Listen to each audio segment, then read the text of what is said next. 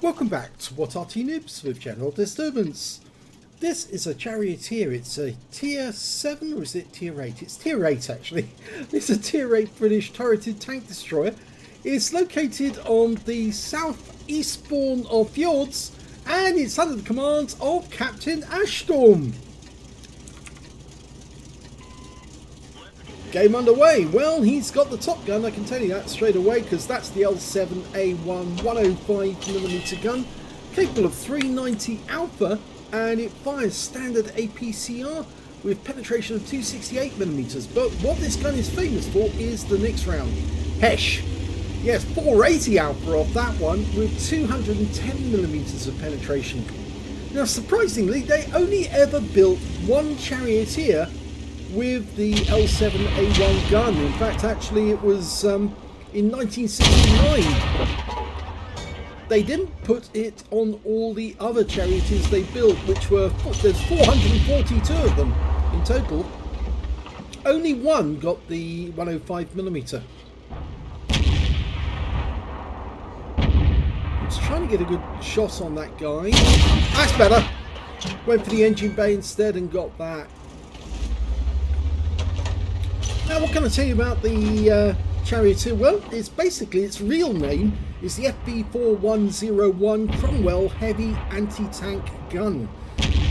The name Charioteer was given to it after they actually started producing it. And they, as I said, they produced 442 of them in total. They converted Cromwell 7 standard tanks into the Charioteer, and it was actually a direct response to Soviet heavy armour.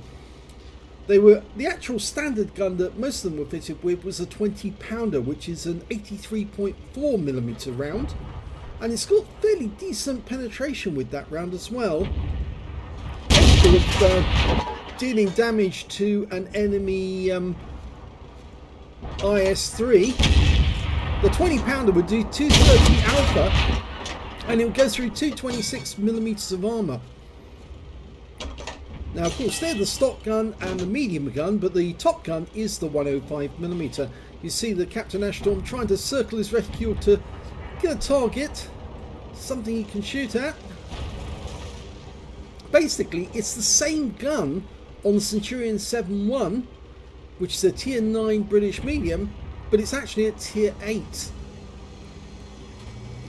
Now, the bad thing about the Charioteer is it's based on the Cromwell. It's basically, the armour is terrible, it's dreadful. The hull armour is only 63.5mm at the front, and there's lots of flat surfaces which are easy to penetrate.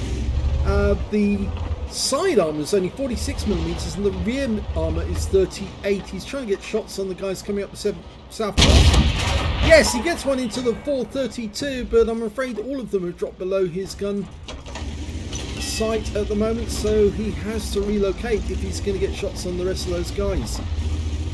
Now, it's got a Meteor engine which drives it along, a Rolls-Royce Meteor, and this one's got 650 horsepower, so I think they've upgraded it quite a lot. They started working on it during the 50s and were producing about 200 Charioteers every year from the Cromwells that they were converting. Originally, it was going to produce over 600 of them, but they stopped the contract after doing 442. Nothing actually wrong with the vehicle. In fact, it was so good that they actually exported it to quite a few other countries, including Jordan. And, well, Captain Ashstorm is a Jordanian military officer. He's also a doctor, but he was in the Jordanian military. And, of course, this is one of the tanks that the Jordanian military used. Now, it was actually saw service during the 6 Day War, and I think it was the 121 behind him that actually spotted him, not the guys over by the South Pass. And I think he's trying to work out where he needs to go in order to get shots in that 121 without the 121 firing back at him. He's decided the best way to do it is reverse up this slope onto the peninsula where he can shoot that guy from a distance. He's got to worry about that Panzer Mutz as well. He's getting close to that top area. That's good. Okay, he's made it into cover. And now he might have shots on that Panzer 58 Mutz. he tries a blind shot. Trying to decide if he's going to shoot the 1-2-1. I think he can now. Good shot. 348 millimeters. Sorry, 348 millimeters. 348 hit points. The reload, the split reload is 9.68 seconds. He's got 8.84, which is not bad. Might be able to shot him. Yes, he gets the kill. That's his first kill. They are way down on the enemy at the moment. 4 tanks down. There's the 1-2-1. Oh, he set him alight. Oh, nice one. And he's got the kill. So he's got the arsonist badge for that one. Always nice when you get one of those. But you see, he did take a hit and he's lost his driver. 453 hit points with a heat round. And the thing is, that 1-2-1 didn't even need to fire heat because this vehicle's got such thin armour, any round would go through. In fact, the turret armour is even worse. It's only 30 millimeters at the front, 25 at the sides, and 30 at the rear, and he gets a nice shot into the TVP T5051.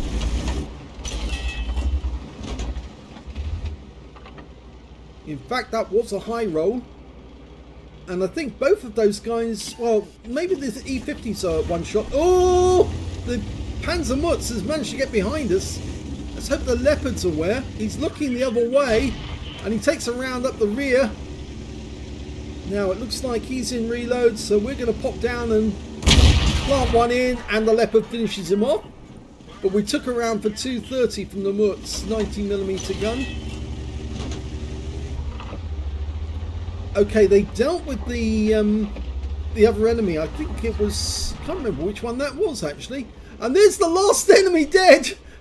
They've just killed him, the E50, which means that this is a victory for Captain Ashstorm. So let's have a look at the end of battle stats. Here's the end of battle results, and it was an ace tanker game for Captain Ashstorm in the Charioteer. Not only an ace tanker, but his first ace tanker in this vehicle. You only get the scrolls the first time. He got the fire for effect for doing more damage than the hit points to his own vehicle. An arsonist because he set light to the 1-2-1 and watched him burn to death. He also got a bruise the medal for getting at least 5 critical hits. He managed to get 7. And he got a Confederate as well, because he hit more of the enemy than anyone else in his team. At least 6 tanks that were subsequently taken down by other teammates in the process. And his win rate from that game was 5,681, which is Super Unicum standard. He says he loves this tank, sweaty ace tanker. Well, it was, because at one point it looks like they were going to lose. They were down by 4 tanks with only 3 left, and oh my god, they turned it around in such a spectacular way. Let's have a look at the team score. Well, he didn't get the highest damage in the game. That went to the Waffenträger of Panzer IV, who did a hell of a lot of damage to the enemy tanks over the far side in the village. 3,927 hit points of damage went to him, and then 3,724 went to Captain Ashstorm, followed by the TVP T5051 on the enemy team with 3,444. I think that was the one that I was looking at thinking, no, it's not a he's not a one-shot, he's definitely a 2-shot, that guy. But they managed to take him down with 1 shot anyway. I think it was the Waffenträger who did it. And after that, it was the Leopard prototype who managed to get a tank sniper and 3,355 hit points of damage from the Peninsula. When it came to kills, it was the Waffenträger again with 5 kills. 3 kills went to the Scorpion G on the enemy team, and then 2 kills went to Captain Ashstorm, the Leopard prototype, the T95, the E50 on his own team, and 3 members of the enemy team, their Object 704, their ST1 and their E50. When it came to base XP, it was the Waffenträger again, so he's got the top in all 3 columns. 1,245 base experience points to him, but close behind him was Captain Ashstorm with 1,211, and that was enough for an ace tanker, and 1,015 for the 50 TP, but he didn't survive the game. So these were the 3 guys who scored over 1,000 base, and they did most of the work to actually get this battle won. Let's have a look at the detail. He fired only 11 rounds of 105mm ammunition in that game, got 10 direct hits, but only 9 penetrations. 1 splash damage on the enemy as well. 3,724 hit points of damage, of which 2,156 were up more than 300 meters. A lot of long-range shooting, but with that 105mm gun, it's so accurate, and with the Hesh rounds, well, it just carves through the enemy and does lots of damage to them. 3 hits received from the enemy, all 3 were penetrations. As I said, the armour on this Charioteer is basically Cromwell armour. It's very, very poor indeed. So anything that touches you is going to go through unless it hits a track or one of the road wheels. I mean, really, you've got to try and avoid being touched at all because paper-thin armour is really bad. And, well, something that most people don't realise is that the actual Charioteer only actually had a crew of 3. In the game, they've put a 4th one in, a loader/radio operator, but in reality, they did have a 4th crew member for the Charioteers, but he had to sit on the outside of the tank because it had such poor observation. The guy sitting outside was passing information to the guys on the inside saying where the targets were because they just couldn't see them. So that's actually in the wiki. You can see that, read that about that. So they did have a 4th crew member, but he had to hang on for dear life and hope that the enemy wasn't accurate. He also spotted 1 enemy vehicle, damaged 9 of the enemy, killed 2, and on a premium count he earned 46,587 credits, got 65,000 for completing a mission, total of 111,587 credits altogether. And after repair, ammunition resupply and consumables, and he didn't spend much on Hesh, he still came away with a profit of 61,841 credits for the game. 1,816 XP, and there was no multipliers, so that's all the experience points he took away, but he got his ace tanker. At last he's got it, and I think you can see from the way he handled that Charioteer, he avoided getting shot too often by that 121. If he'd actually just driven up that slope without caring, I think the 121 would have easily shot him in the rear. But the way he went up was very careful to make sure that the 121 didn't get an easy shot. And when the 121 came after him, well, he got his just desserts with that 105mm round setting fire to him. Because, of course, the thing about the 121s is the fuel tank is very vulnerable. And, well, Captain Ashton managed to puncture it and set it alight. And that was the end of the 121 because I suspect he didn't have a fire extinguisher and that's why he burnt up. So I hope you enjoyed that replay. If you did, please give this video a like. Do subscribe to our channel. Leave a comment down below because it feeds the algorithm.